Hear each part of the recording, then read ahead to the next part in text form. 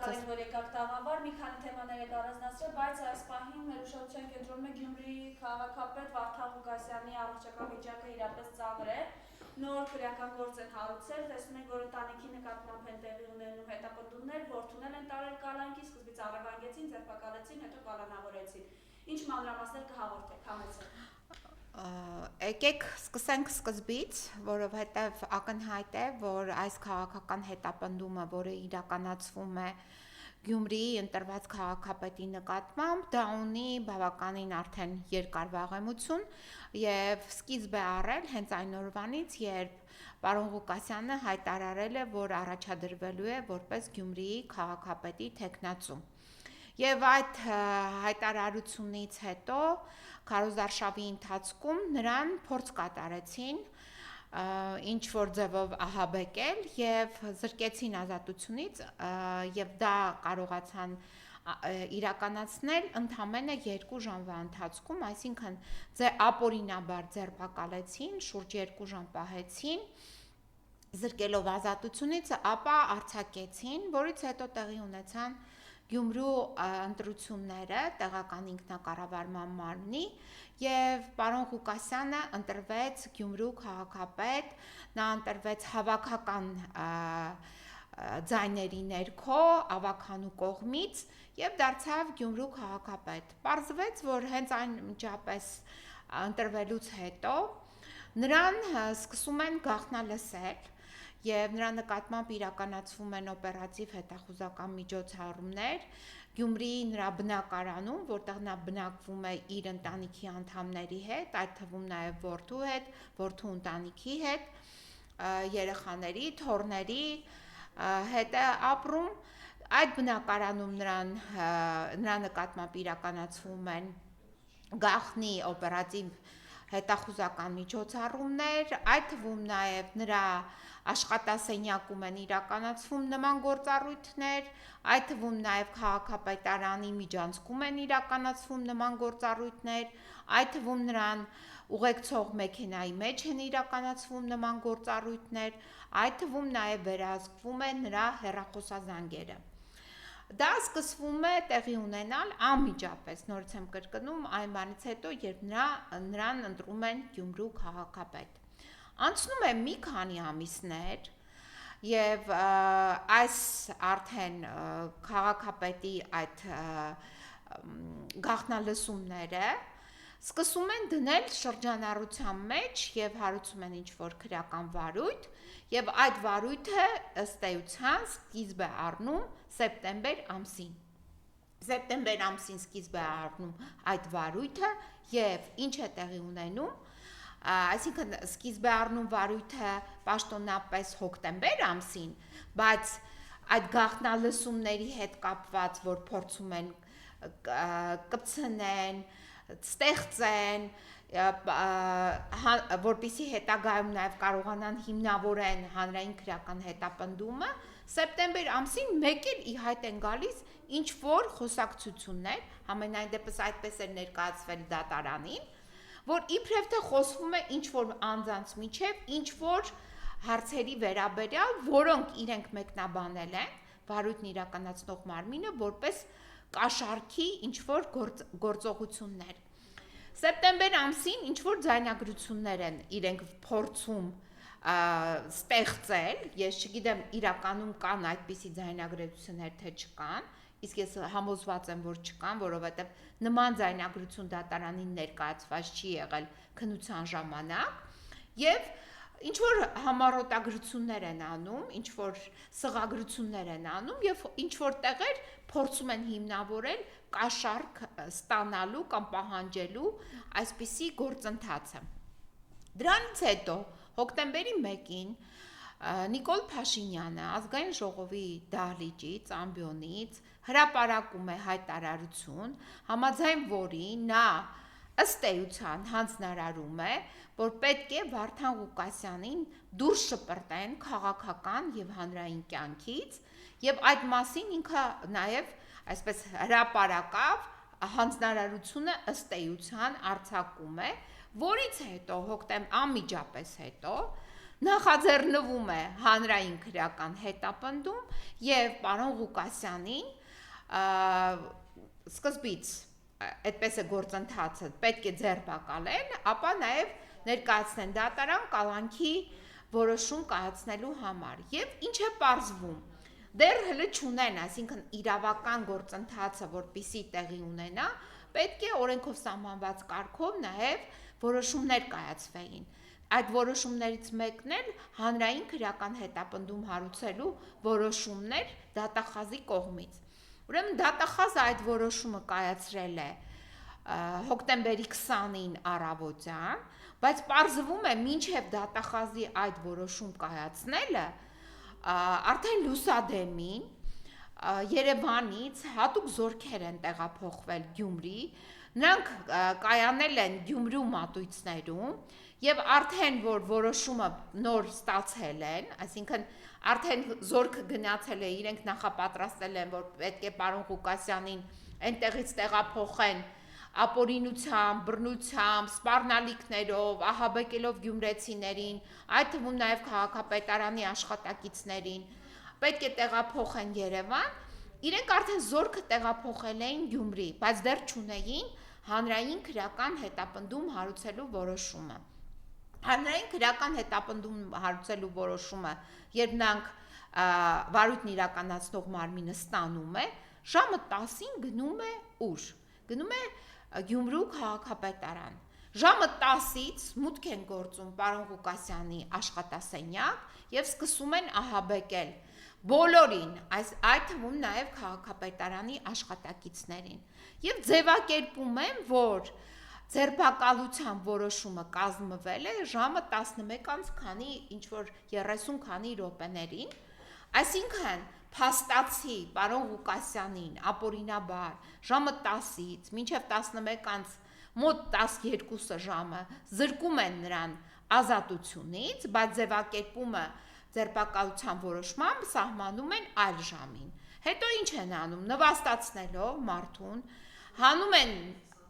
հակառակ դռից, այսինքն հետևի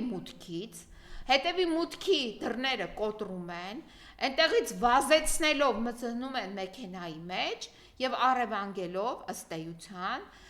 նաեւ ամարտկային վերաբերմունք ցուցաբերելով նրան առևանգելով բերում են Երևան։ Երևանում այստեղ նրան մեղադրանք են նոր առաջադրում եւ ամբողջ գիշեր, այստեղ էլ ասեմ, որ արդեն իսկ ձեռագիր եւ հաստատուն գործելակերպ է դարձել, երբ մարդկանց, հատկապես ում որ պետք է ահաբեկեն, նրանց բոլորին այնպիսի ժամերին են ձերբակալում, որպիսի գիշերային դատավարություն անցկացնեն եւ գիշերը ամբողջ այդ անձը չքնի։ 21 մահ արել։ Այսինքն այս ճանապարհը շարունակում են այս մարդը։ Այո, հիմա տեսեք, երբ մարդուն ձերբակալում են, առաջնահերթ պետք է ձերբակալության այդ որոշումը տրամադրելիս նաև պարզեն, արդյոք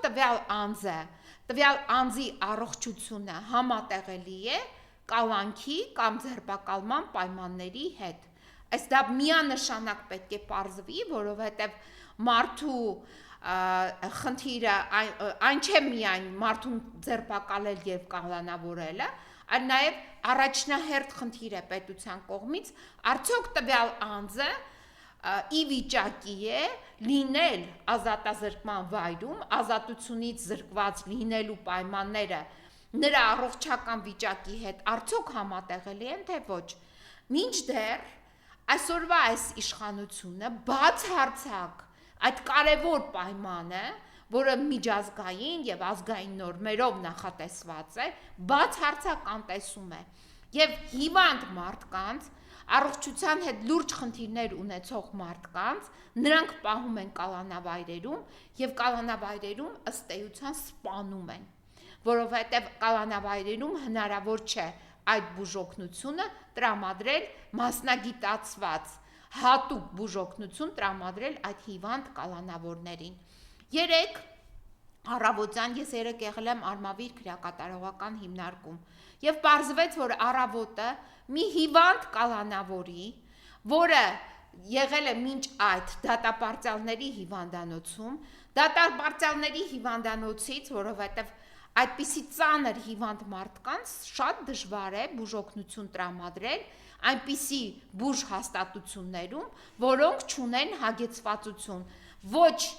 տեխնիկապես, ոչ է բժշկական պերսոնալի առումով, այսինքն բժշկական անձնակազմի առումով։ Դատապարտյալների հիվանդանոց, այսպես կոչված հիվանդանոցը, դա ուղղակի պոլիկլինիկական ծառայություններ մատուցող ինչ որ մի տեղ է, վայր է, որտեղ սանիտարահիգիենիկ պայմանները եւ ընդհանրապես պայմանները դա խայտառակություն են, դա մի գերագույն խայտառակությունն են եւ այդ գերագույն խայտառակությունը իրենք որոշում են կայացրել փակելու, բայց իրականում ոչ թե փակում են, որ գերագույն խայտառակության պայմաններ են, այլ որովհետեւ տարածքը շատ լավ տարածք է եւ հետագայում տարածքը պետք է հատուկ նպատակների համար ծառայեցնեն, իսկ մնացած վայրերում նույն Արմավիր քրեակատարողական հիմնարկի այդ բուժ մասը փաստացի հիվանդանոց չէ, որտեղ մարդու կյանքը կարող են փրկել եւ այդ դատապարտյալների հիվանդանոցից այդ մարդուն բերել են Արմավիր քրեակատարողական հիմնարկ շատ ծայրահեղված վիճակում եւ առավոտը այդ մարդը այնտեղ մահացել է։ Ուրեմն այս իշխանությունը այնքան գիշատի չէ, որ ինքը ստանում է միայն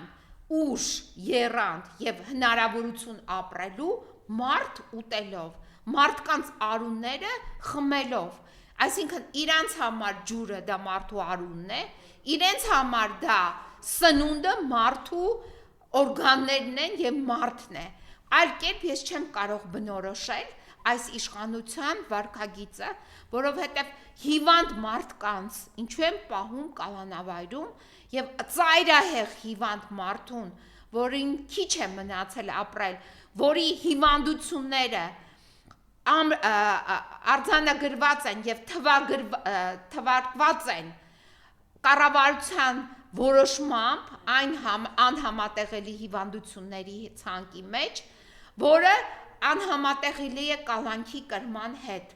անհամատեղելի է ազատազրկման վայրում գտնվելու հետ։ Ինչու են դուք գիտեք հարյուրավոր մարդիկ այդպիսի հիվանդություններով, տառապելով գտնվում են այսօր բանտախցերում, նրանց հատուկ չեն ազատում, հատուկ պահում են, որպեսզի կալանավայրում նրանք մահանան։ Ես այս խնդրի հետ առնչվեցի արդեն այս 6-7 ամիսների ընթացքում իմ տարբեր պաշտպանյալների դեպքերով եւ այդ դեպքերից մեկն է այս պահի դրությամբ պարոն Վարդան Ղուկասյանի դեպքն է։ Պարոն Վարդան Ղուկասյանը ունի այնպիսի հիվանդություններ,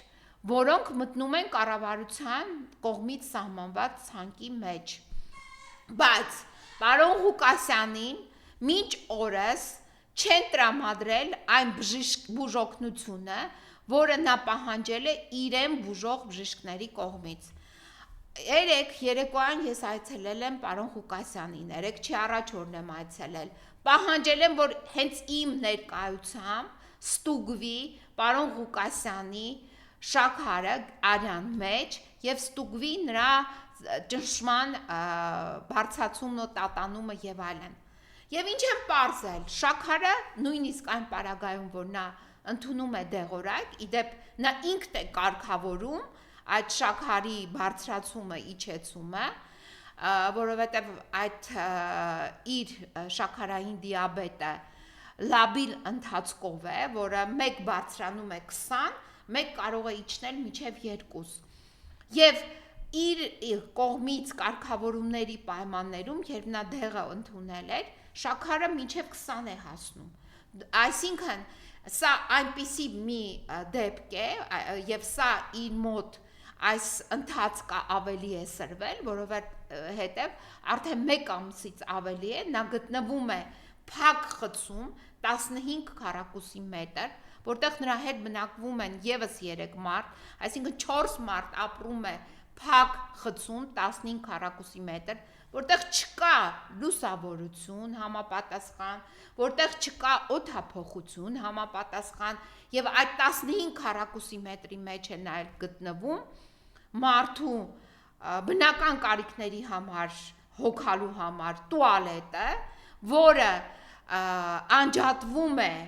այսինքն այդ մահճակալային իրենց բնակելի տարածքից 15 քառակուսի մետրի մեջ, պատկերացրեք նաև արկա է տուալետը,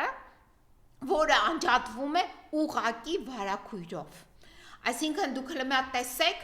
այս մարդակերների վարքը, բարքը, ցանկությունները մարդկանց ինչպիսի ծանր պայմաններում պահեն, ինչպիսի նրանց ցավ պատճառեն, անմարդկային վերաբերմունք դրսևորեն, որի պայմաններում իհարկե առողջության հետ խնդիրներ ունեցող մարդկանց առողջությունը ել ավելի է վատանում։ Իսկ նրանք ովքեր չունեին ձեռք են բերում առողջական խնդիրներ։ Հիմա տվյալ պարագայում պարոն Վարդան Ղուկասյանի առողջական խնդրի հետ կապված մենք արդեն իսկ արձանագրել ենք դեպք, որը բուժում է եղել իհարկե շատ կարճատև, որովհետև պարտադրեցին, որ պարոն Ղուկասյանին առևանգեին, նորից հետ բերեին ԱԾ այդ սպես կոչված պատվալը եւ այնտեղ շարունակեին նրան պահել։ Դա տեղի ունեցավ նոյեմբերի սկզբին, երբ պարոն Ղուկասյանի առողջական վիճակը կտրուկ վատացավ, բայց հիմա էլ պարոն Ղուկասյանի առողջական վիճակը կապված թե շաքարային դիաբետի հետ եւ թե նրա սրտի իշեմիկ հիվանդության հետ շարունակում են մեզ անհանգստացնել եւ ծայրահեղ են, որովհետեւ պարբերաբար ես երբ գնում եմ բարձր շաքարի այդ բարձր տոկոսը ստիպված դեղորայքով իջեցվում է, բայց երբեմն այդ դեղորայքը չի օգնում, բարձր է պահում, մեկ էլ կարող է այնքան իջնել մինչև 2 եւ ստիպված է պարոն Ղուկասյանը անձամբ նորից կարգավորել, որպիսի բարձրանա, որպիսի նաեւ այլ խնդիրներ իր մոտ չառաջանան։ Ճնշման անկում է արձանագրվում է սրտի հատվածում այս ընդհանուր սրտի եւ թոքերի հատվածում անընդհատ նա բողոքում է, կրծքավանդակում սեղմվածությունից, ցավերից, այդ թվում ականջների մեջ խշշոցից, բայց իրեն այցելել են ընդհանրապես 2 բժիշկ դրսից, այսինքն կա այնտեղ բուժքույր, բայց նրան այցելել են 2 մասնագետ բժիշկ այս ընթացքում, 1 ամսվա ընթացքում ընդհանրապես 2 բժիշկ է այցելել, 2 բժիշկը ինչ-որ խորհուրդներ տվել են, բայց դրանից ընկոմ որևիցե բժշկական օգնություն նրան չի տրամադրվել։ Մինչդեռ, երբ նրան հոսպիտալացրել էին, անսպասելի Սուրբ Գրիգոր Լուսավորիչ բժշկական կենտրոնում, այնտեղ բժշկական ցուցումը եղել էր, որ նրան պարտադիր անհրաժեշտ է անցկացնել կանտրաստ կատե սրտի շրջանում սիրտը հետազոտելու համար, քանի որ նա նաև ունի աորտայի անևրիզմա, որպեսզի պարզեն որքան է այս պահի դրությամբ աորտան մեծացած եւ ինչ պետք է արվի դրա դեմը առնելու համար։ Մինչդեռ կարդիոլոգ բժիշկները, ում հետ ես անցկացրել եմ խորհրդատվություն, բոլորը միանշանակ հաստատեցին, որ եթե մարդը ունի սրտի աորտայի այդ անևրիզման, դա ուղղակի ռումբ է օրգանիզմի մեջ եւ դրա անկանխատեսելի հետևանքները շատ վտանգավոր են, որովհետեւ հանգեցնում են մարդու մահվան։ Հիմա մենք կարող ենք արձանագրել, որ հստակորեն ես չեմ ուզում իհարկե վախեցնեմ ոչ հարազատներին, ոչ գյումրեցիներին, բայց այնուամենայնիվ սա իրականությունն է։ Եվ մենք չպետք է լռենք այս իրականության մասին եւ խոսենք, որ մարդուն հիմա ըստ էության տանում են նրան, որ այս պայմանները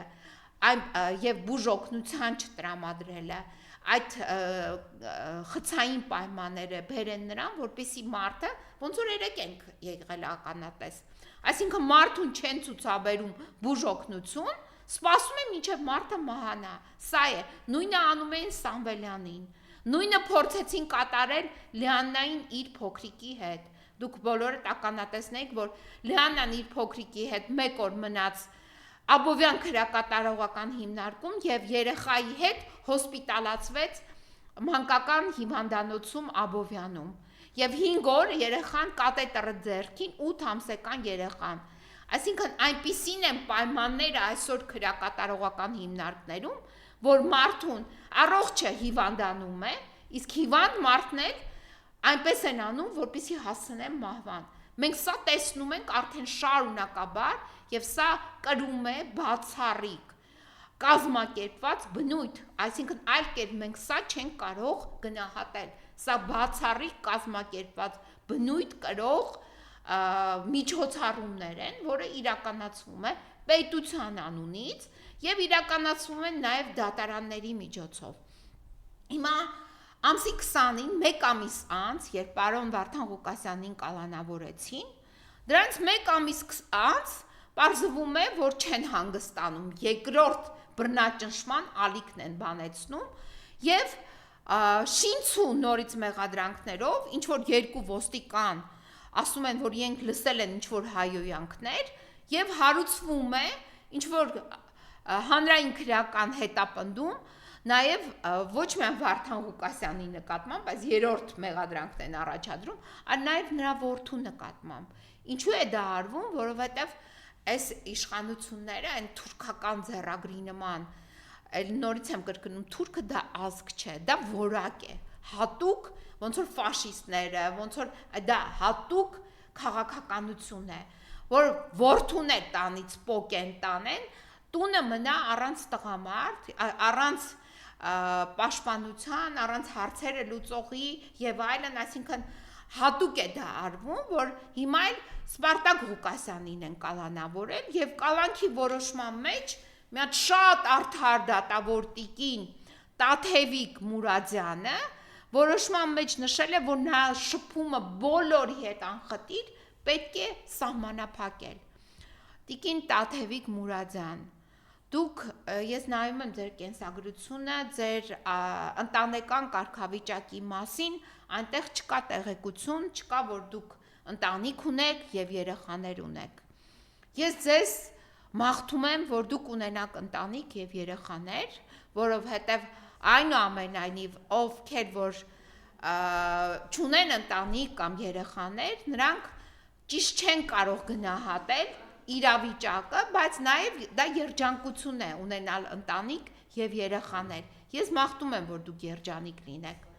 Բայց մինչև այդ, տիկին Տաթևիկ Մուրադյան, բա դուք չեք, մենք ձեզ ներկայացրեցինք գիշերային դատավարության ժամանակահատվածում, որ պարոն Սպարտակ Ղուկասյանը ունի 4 երեխա, որից ամենափոքրը մանկահասակ երեխա է։ Դուք ինչպես որոշում կայացրեցիք զրկել Սպարտակ Ղուկասյանին 2 ամիս ժամկետով շփվել իր երեխաների հետ, իր մոր հետ, ում հետ որ նա ապրում է։ Այսինքն դուք մայր չունեք, դուք երեխաներ, չգիտեմ, ունեք թե չունեք, բայց ուզում եմ հասկանալ, դուք մայր ունեք, դուք ծնող ունեք, եւ եթե ձեզ օրինակ այս պարագայում, որ դուք չլսեցիք որևիցե հայոյանք դատական նիստի ժամանակ եւ հրապարակվեց տեսաձայնագրությունը։ Դուք միայն ստացաք քննիչից 2 ոստիկանի վկայությունը եւ այս շինցու մեղադրանքով դուք կալանավորեցիք Սպարտակ Ղուկասյանին 2 ամիս ժամկետով, բայց լավ, բայց ձեր մարդկային կերպարը ինչու զրկեցիք Սպարտակ Ղուկասյանին իր մոր կնոջ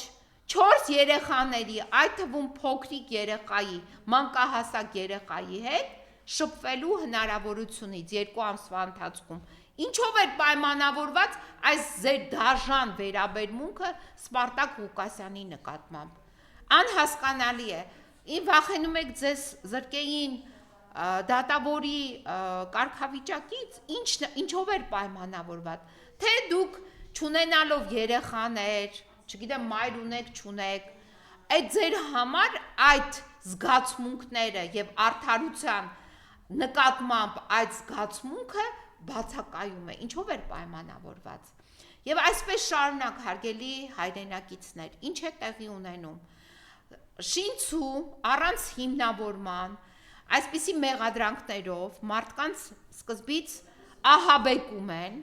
հետո երբ հասկանում են, որ այդ իրենց ահաբեկչությունը քաղաքական առումով չունի ապագա,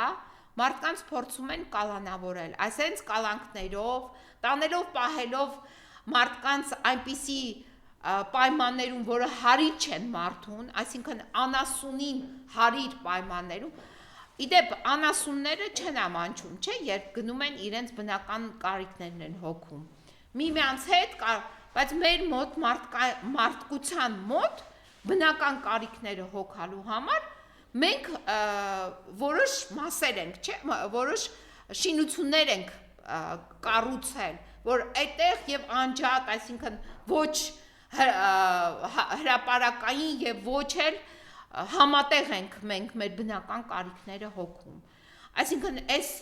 վարքը, այս վարքերը, որ 30 տարի շարունակաբար կիրառվում է մեր քրեակատարողական հիմնարկներում, սա ինչով է պայմանավորված։ Մենք անասուն ենք, անասունների հասարակություն ենք, սա անասնաֆերմա է, թե մարդկային հասարակություն է։ Եվ այն մարդիկ հատկապես, ովքեր որ եղել են այդ բանտախցերում, այդ մարդկանց համար առավելապես հասանելի եւ հասկանալի է, թե ինչպիսի պայմաններում են պահվում մարդիկ։ Այո, մարդը կարող է դիմանալ, այո, մարդը կարող է չկոտրվել եւ հենց այդպես էլ այդպիսի մարդիկ կան, կամ մարդիկ որ կոտրվում են, բայց այնուամենայնիվ ոչ Վարդան Ղուկասյանն է այդ մարդը, որը կկոտրվի, ոչ է Սպարտակ Ղուկասյանն է այդ անձը, որը կկոտրվի, ոչ էլ է մարդիկ, որ դուք ապօրինաբար ամսի 20-ին հոկտեմբերի, ամսի 20-ից սկսած կալանավորեցիք գյումրեցիներին, շուրջ 50 մարդ, եւ նրանց ազատազրկեցիք, ոչ է նրանք են կոտրվողը, շատ ցավ են տեսել գյումրեցիները, երկրաշա, իրենց կյանքում, մեր հասարակության մեջ, իրենց այս մեր սերունդը 30 տարվա այս պատմությունը, 35 տարվա պատմությունը, երկրաշարժից հետո անմխիթար վիճակը եւ այլն, բայց նրանք իրենց ողնաշարը ուղղել են։ Այդքան մի պատկերացրեք, որ իրենք այդքան թույլ են եւ կարող են կոտրվել այս ձեր ճղճիմ կալանավորումներով եւ այսպիսի պայմաններով։ Բացի այդ, հասարակությունը ողջունում է նրանց եւ նրանց կողքին է, հետեւաբար ձեր այս ոտնձգությունները բացառապես միայն ոտնձգություններ են եւ չեն ունենալու որևիցե հաջողություն ձեր համար, ընդհակառակը այս ամենին, այս ցուցակներին ուղակի ավելանում են եւս անարդար դատավորներ, չգիտեմ, անխելք եւ անարդար ինչ որ քննիչներ եւ դատախազներ, իրենք բոլորը այս ամեն ինչին անխելք այն իմաստով, որ նրանց գրագիտությունը չի բավարարում այսպիսի գործերը, որ կազմում են, վերջի վերջո երբ նրանք ստորագրում են այդ գործերի տակ, դա փաստագրվում է, արխիվացվում է, հետագայում ժամանակը փոխվելու է եւ պատասխանատվության են կանչվելու այդ մարդիկ։ Եվ այդ պատասխանատվությունը այդքան հեռու չի լինելու։ Էլ չեմ ասում նաև մեր բոլորիս վերևում կանգնած Աստծո կողմից պատասխանատվություն կանչելու հարցը։ Այս դատարանները ոչ են միայն, բայց ուրիշ դատարաններով էլ եք դուք անցնելու։ Այդ մասին էլ մտածեք։ Այո, այս պահին չեք մտածում, այս պահին կուրացած եք, այս պահին խլացած եք, չեք հասկանում, չեք լսում, առաջնորդվում եք միայն բղավոցների ներքո ձեզ հրաման արձակողների բղավոցներով եք առաջնորդվում, բայց այս ամենը նույնպես անցնելու է։ Ես երեք չի առաջ օրը մասնակցել եմ Էջմիածնում Սուրբ Պատարագին, որը պատարագ էր նաև քաղբանտարկյալների համար եւ 3 թեմեր միասին պատարակը մատուցեցին եւ շատ կարեւոր հրապարակում տեղի ունեցավ եւ այդ հրապարակման տեքստը արկա է հասանելի է լրատվամիջոցների կողմից հրապարակված ուղերձը շատ կարեւոր էր այնպես որ նույն եկեղեցու նկատմամբ ոտնձգությունները որը իրականացվում են նույնպես չեն ունենալու հաջողություն ես համոզված եմ որովհետեւ շատ են ցանկացել բոլոր ժամանակահատվածներում մեր եկեղեցու նկատմամբ ոտնձգությունները եղել են բազմաշերտ, բազմապիսի, մենք անցել ենք ստալինյան ժամանակաշրջանը, մենք անցել ենք բոլշևիկյան ժամանակաշրջանը, թե քանի եկեղեցի ավիրեցին, քանդեցին, ի վերջո Սուրբ ամենափրկիչ եկեղեցին փորձեց քանդել երկրաշարժը, բայց եկեղեցին վերակառուցվեց եւ պարոն Վարդան Ղուկասյանի հենց շնորհիվ եւ ջանքերով եւ ամենաանհավանական ջանքերով գործադրմամբ վերականգնվեց, այնպես որ վերականգնվելու է այս ձեր բոլոր ոտնձգությունները մեր սուրբ հայ առաքելական սուրբ եկեղեցու նկատմամբ միևնույն է այո, ցավ ենք ապրում, շատ դժվար օրեր ենք ապրում, պղծության հետ ենք առնչվում։ Հայտնվել է նոր բրուտոս, ես կխնդրեմ այս մասով ձեր։ Այո, մենք տեսնում ենք այդ տեսարանները, ամեն կիրակի տեսնում ենք, թե ինչպես են փորձում այդ պղծությունը մտցնել եկեղեցի եւ նաեւ վարկաբեկել մեր եկեղեցու սպասավորներին, կամ մարդիկ, որ չեն դիմանում, կոտրվում են, այո, դա կյանքն է, այդպես էլ կարող է լինել, բայց դա որևիցե կերպ այդ մարդիկ, ովքեր որ կոտրվել են, նրանք ուղղակի կոտրվել են եւ այսօր իրենց կոտրված լինելով դարձել են սատանայի ծառա։ Իրենք հիմա ծառայում են սատանային, բայց դա ժամանակավոր է։ Եվ այդ սատանային ծառայություններ մատուցողները իրենք արդեն իրենցով այդ մատուցմամբ արդեն իսկ ոչնչացված են։ Հետևաբար նույն այդ տեսարանը, որ մենք տեսանք երեք Արարատում, նույն այդ մարդիկ, ովքեր որ միմյանց կողքին կանգնած էին, այս մարդիկ արդեն այնքան են անցել սահմաններ, կարմիր գծեր, այնքան են կուրացած այս երկնայի, այս մեր գետնի վրա կյանքի նյութապաշտությամբ, այնքան են կուրացել, խեղտվել եւ հավաքագրվել նյութապաշտների, սատանաների բանակում, որ միևնույն է իրենց ոչ մեկ չի կարող փրկել, բայց այնուամենայնիվ բոլոր նրանք, ովքեր ունեն հավատ, ովքեր գիտեն ինչ է հայրենիքը եւ սրբությունները, այդ նրանք են փրկվելու։ Հենց որ մենք դեռ անցնելու ենք դատարաններով եւ այդ դատարանները թե մեր այստեղի հանուն Հայաստանի Հանրապետության դատարանները այդ բոլոր սատանաներին եւ սատանաների ծառաներին պատժելու են։ Եվ նաեւ Տիկին Փոստանջան Լիդիա Մանթաշյանը շարունակում է լինել մնալ կալանքի տակ, այս վրեժխնդրությունը, քինախնդրությունը, ատելությունը ձեզ ինչով է պայմանավորված Լիդիայի նկատմամբ, խնդրեմ։ Մենք ունենք այս մեր քաղբանտարկյալները այսօր որ կան, իհարկե ոչ մեկին չենք թերագնահատում, բայց ակնհայտ է, որ նրանք քաղաքական պրոցեսների հետ կապված, որովհետև ով է Լիդիա Մանթաշյանը, մի կին երիտասարդ, ով արատավորված չի եղել, ով ունի իր սկզբունքները, իր ցանկությունները, իր պատկերացումները հայրենիքի պաշտպանության վերաբերյալ եւ հետեւաբար այդ քինախնդրությունը, այդ վարքագիծը հենց դրանով է պայմանավորված է։ Եթե լիներ մի հատ ուրիշ մեկը, որ կհամաձայնվեր իրենց ասածը անել, ինչպես ասում է, չէ՞ կա մի այդպիսի դատավոր, որ իմ ասածը չանի։ Այդպիսի դատավորներ կան, այո, որ իր ասածը անում են։ Հիմա եթե Լիդիա Մանթաշյանը լիներ այնպիսին, որ կաներ իրենց ասածը, ապա չէր լինի այնտեղ։ Պարզ է, որ դրանով է պայմանավորված Լիդիա Մանթաշյանի այնտեղ գտնվելը, բայց նաև մեզ է ամոթ, որ մենք թույլ ենք տալիս մեր հասարակության մեջ կնոջը շարունակաբար պահեն որտեղ Աբովյան քրեակատարողական հիմնարկում, մի հիմնարկ, որը չի համապատասխանում որպես քրեակատարողական հիմնարկ ստանդարտներին, մի հիմնարկ, որտեղ մարդիկ այդքան ժամանակ գտնվելուց հետո դուրս են գալիս առողջության հետ լուրջ խնդիրներ ունենալով, ինչու, որովհետև բացառիկ պայմաններ են այդ հիմնարկներում, բացառիկ պայմաններ են զբոսանքի դուրս գալու համար, օդ շնչելու համար, սնվելու համար,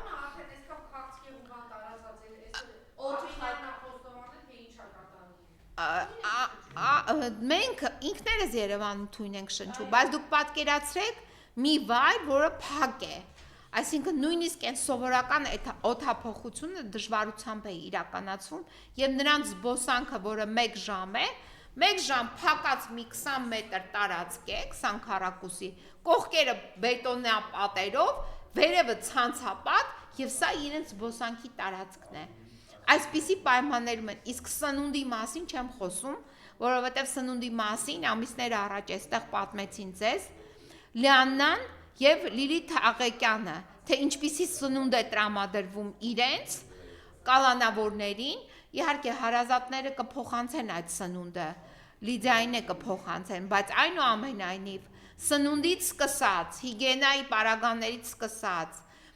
լողանքը ընդունելուց սկսած, տուալետից սկսած մենք մի աննախադեպ ամմարտկային պայմաններ են։ Շնորհակալություն։